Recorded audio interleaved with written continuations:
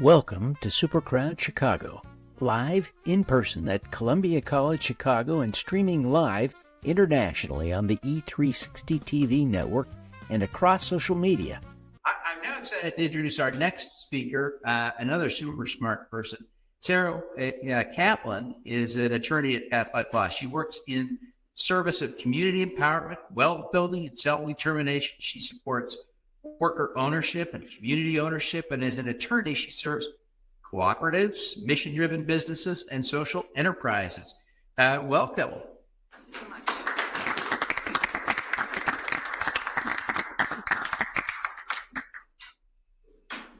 So I'm Sarah Kaplan. I'm a manager at Pathlight Law. I work on structuring legal entities and capital raising for social enterprises and community wealth building, and generally for businesses that want to do something good. And today I'm going to talk about crowdfunding strategies that are broader than just, we've been talking a lot this morning about regulation crowdfund. For anyone who's not familiar, that was legalized with the Jobs Act and able to be implemented when the SEC finally passed regulations, and then it has to be done through a registered portal. But there are other, crowdfunding is broader than that. So are there any other attorneys in the room? Great, we've got a couple of hands. I know there's Florence Hardy will be speaking later. She's also a crowdfunding lawyer. But sometimes, we don't want businesses to get drawn down into the details and have to worry about the fine print. But knowing these securities law strategies can break down different approaches that can shape your strategy. So these are just 4 different strategies. So the first one, regulation crowdfund, sometimes called Reg CF.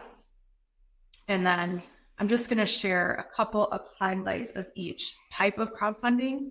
Regulation crowdfund is national. When you open up this, an offering, it's open to anyone. You're not vetting where they're from. If someone chooses to invest, they are investing. And a national approach means you're not worrying about state by state securities law.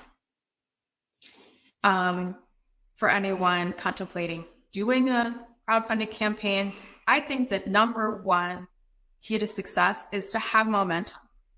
Having seed capital first, having something in that business that's already happening is what shows the other investors that they can jump on board and they feel like they're contributing to something that will be successful. The highlights of using regulation crowdfund are simpler filings. There is a portal that handles, it's a space for communicating with the investors. So you don't need to create your own website in order to communicate with potential investors.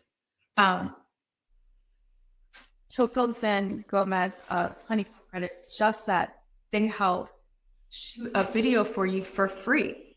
That sounds like a huge perk. So we've got a couple of our favorite examples of regulation crowdfund or Reg CF offerings that we've helped with. Recompose is a woman-owned human composting. This is like an alternative to burial or cremation, very environmentally friendly death care.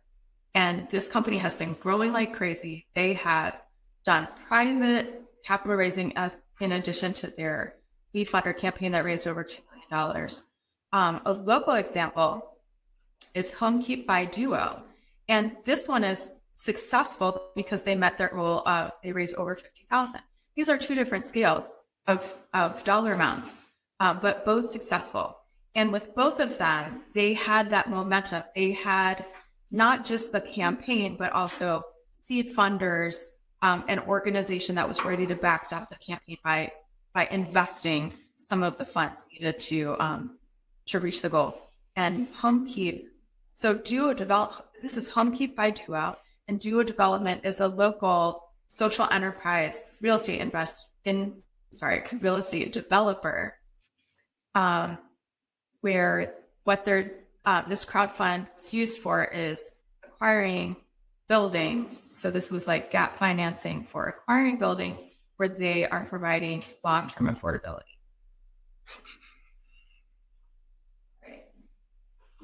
I am going to take the liberty at a crowdfunding conference to talk about cooperatives, which is one of my favorite topics. Cooperatives are another strategy for crowdfunding. And a cooperative is a democratic business that is owned by the members, and it is there to benefit the members as users. So I'll skip to an example here. This is a food cooperative.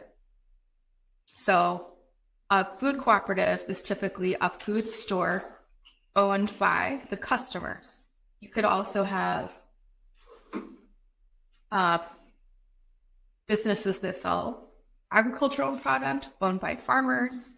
Credit unions are cooperatives. It's a cooperative banking solution. And worker cooperatives are businesses owned by the workers.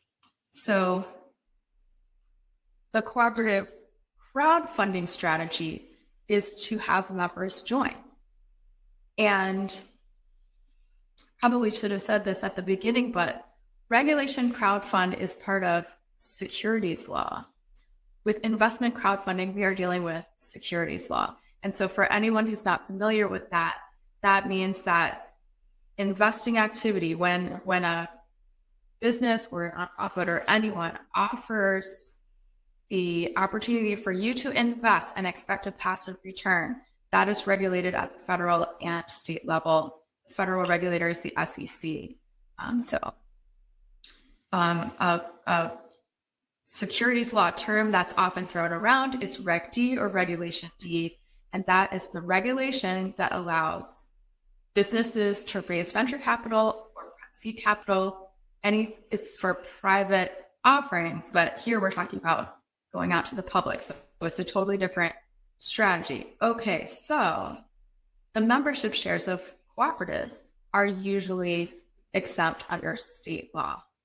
So if you have a food cooperative, you can raise money from members in that state who will become customers. And so here in Illinois, we have the Illinois Limited Worker Cooperative Association law. It is a unique worker co-op law. Many states have a limited cooperative association, which is like a cooperative version of LLCs.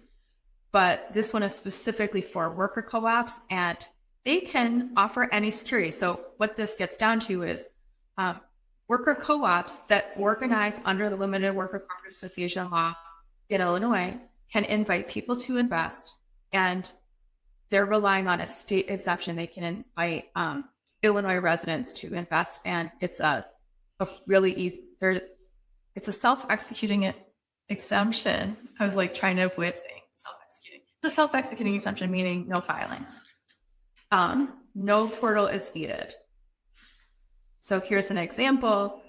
In order to open a grocery store, this grocery store is organized as a cooperative. They raised over $1 million from 276 individuals. They also, of course, have institutional loans, and they are now open. Another strategy is to do charitable work. Be a charity, and charities have this big benefit of being able to invite people to invest. That is exempt at the federal level. Many states have exceptions for securities issued by charities, and where states do not have that exception, the strategy that we recommend if it's right for the client would be Rule 506C, which is part of Reg D, and that's the one where you, a business, or in this case a charity, could ask people to invest, but they have to be accredited investors only and verified. So what this means is it's a national strategy. In many states, there's no special compliance. It's exempt at both the federal and state levels. And then in some states, they would have to accept only accredited investors. So that rules out some investors, but it's still a really broad strategy. And charities can accept only, charities can only ask for debt. They can take loans. Charities don't have equity. So, and our example is a community investment fund. So we like to use the term investment fund. The Black Farmer Fund, I believe, invests nationally or deploys what they do is deploy capital for Black farmers and Black food businesses. And it's an investment fund, but it's a charity. So that's their Investment Company Act compliance strategy. And then it's also part of their security strategy. And another form of crowdfunding, the least fun, potentially the least fun, but most direct, state registration. So people have probably heard the term IPO, initial public offering. That is when a company goes public.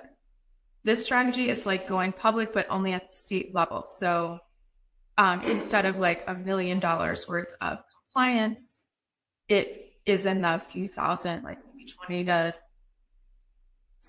a median $20,000 spend on getting registered. So that seems like a lot, cost of compliance. In some situations, it's a lot. The Reg CF strategy, the portal will take, not all portals, but if this is like a for-profit, non-charitable, many of our clients use WeFunder, many of the portals will take 1% of what you raise. So if you know that you're going to raise up to the max of $5 million, that percent is really big. Some companies or issuers choose to spend the money up front on paperwork, and then once their offering is approved, they can have raise more. The initial upfront cost was a lower percentage of the overall total. State registration is not for everyone, but it might be for those businesses that know that their crowdfund is going to be really successful. So what is registering a security at the state level? It's filing paperwork with the state. It gets examined by regulators. It's a fair amount of upfront legal work, but no portal is required. And after that, you can have a direct investor relationship. It is okay to speak directly with people like I'm speaking with you right now, instead of having to only put the tombstone style ad and refer everyone to the portal, which is what's required for Reg CF. And state registration is only a single state strategy. Sometimes we've done a couple of states, but it's not a national strategy. So in choosing one of these strategies, one of our first questions would be, where is your audience? Do you have a loyal customer base that's local? Or are you looking for people who care about Black farmers across the nation? So here's an example of this. Local Return is a community investment fund.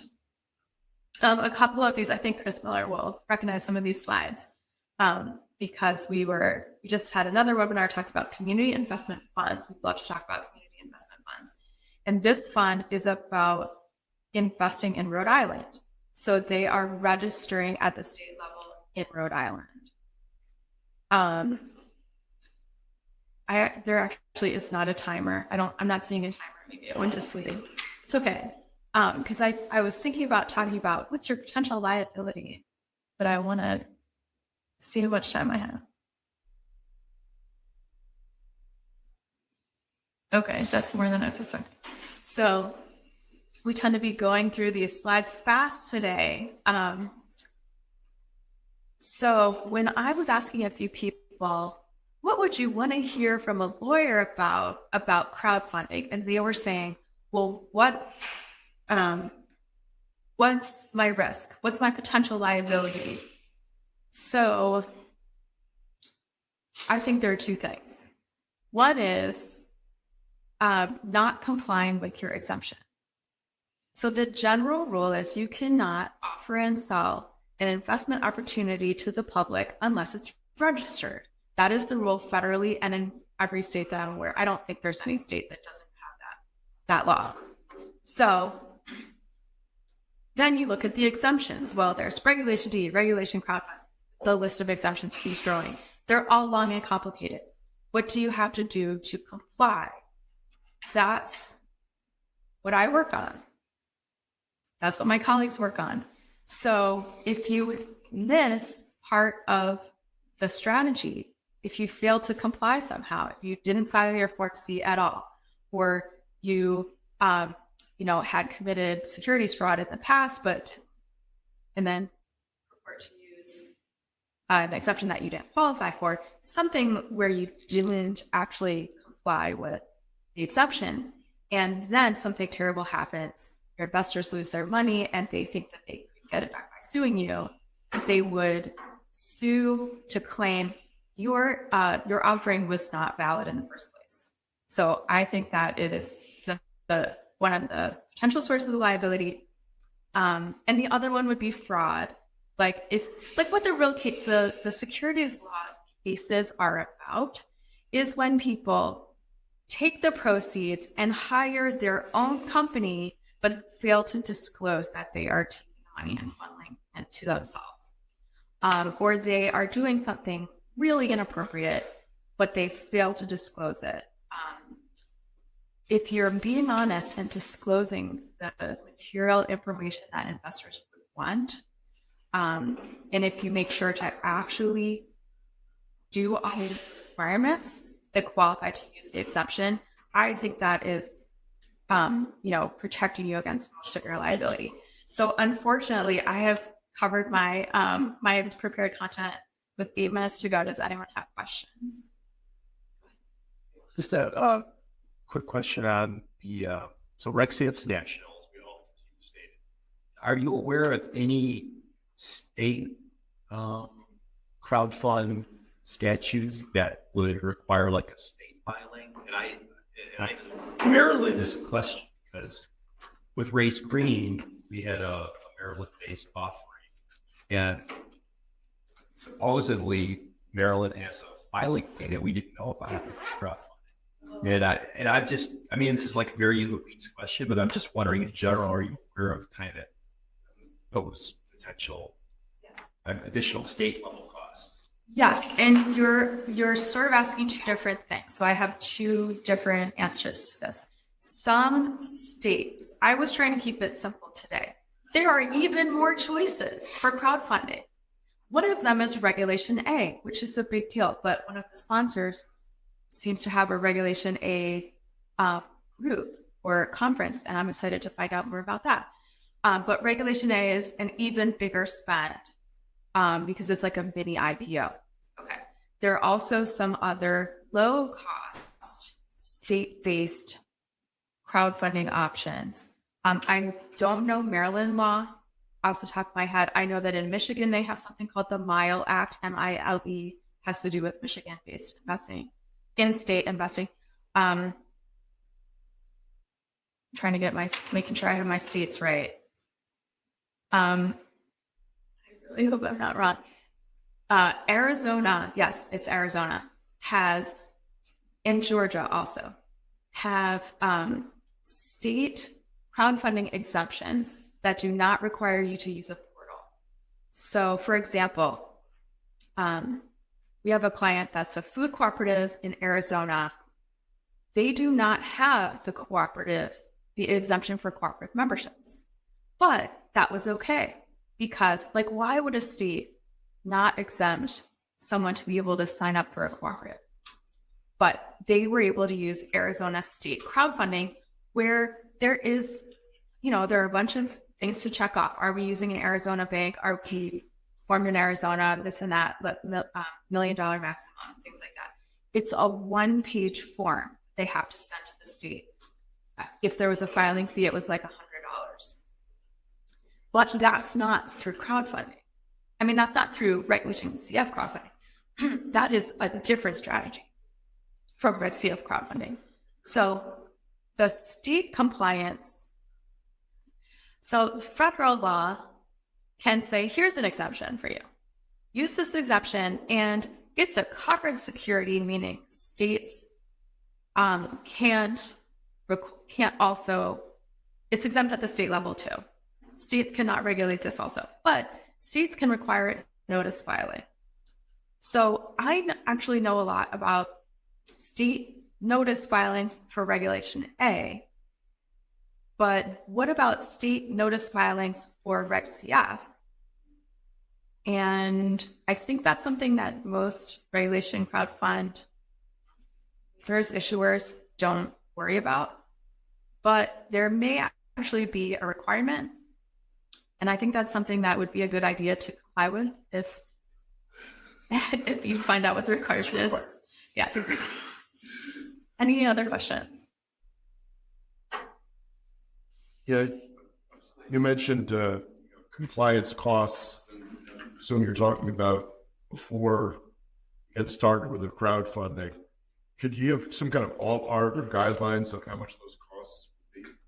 Sure. This is very ballpark. And by the way, at our website, we do have resources, and there's a resource that kind of goes over almost the same strategies. Different. I don't think the resource talks about cooperatives, but it's an overview of different strategies. So let's say you have a strategy that does not require Reg CF and does not require registration. It's like a state exemption. We often do corporate work. That means changing the corporate documents, getting it ready. That reminds me to talk about equity.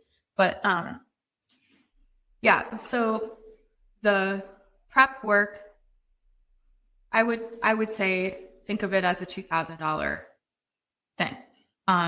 For regulation crowdfund, we actually do spend time that ends up costing about $5,000 in legal fees. And Reg CF is maybe sort of designed to be user friendly and maybe not be very much legal work.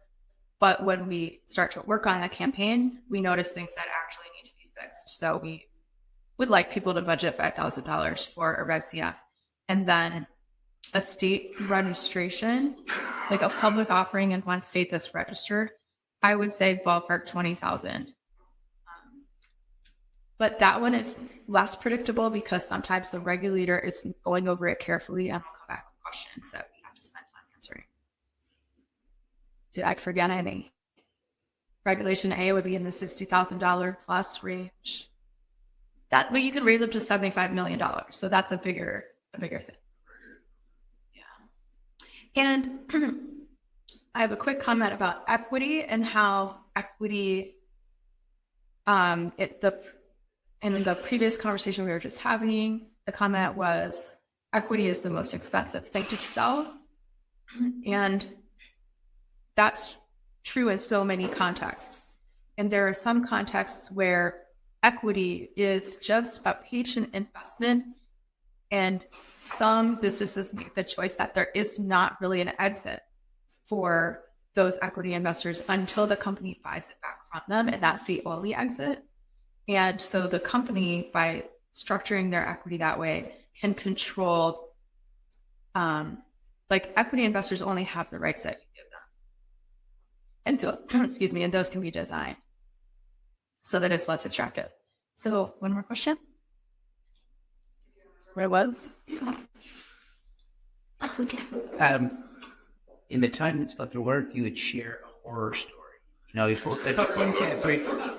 you could anonymize it, right? But tell us about what happens when you don't do it right. Well, I mean, my worst horror story. So in general, the learning is don't really register the offering at the state level, especially not in California, because the California regulators are careful. They are reviewing it for merit. And so we have had several, so like my firm, the history of my firm was that we were, and before I joined, promoting crowdfunding before Reg CF was available. And so state registration was the way to do that. But they were promoting these public offerings, but then many of the issuers didn't end up raising money.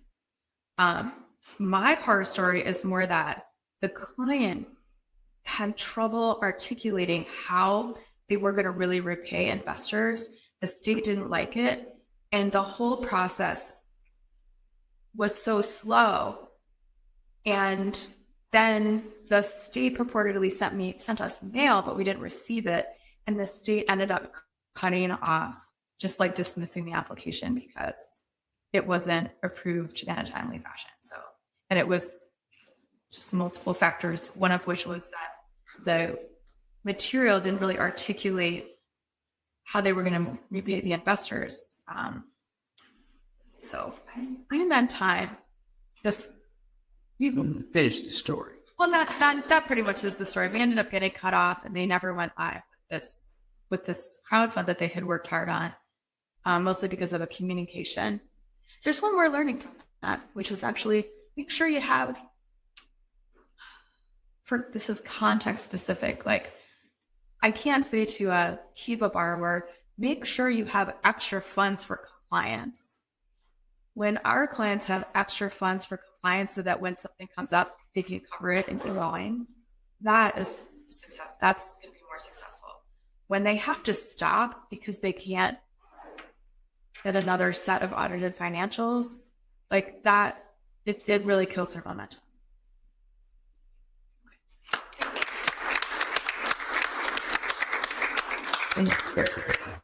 I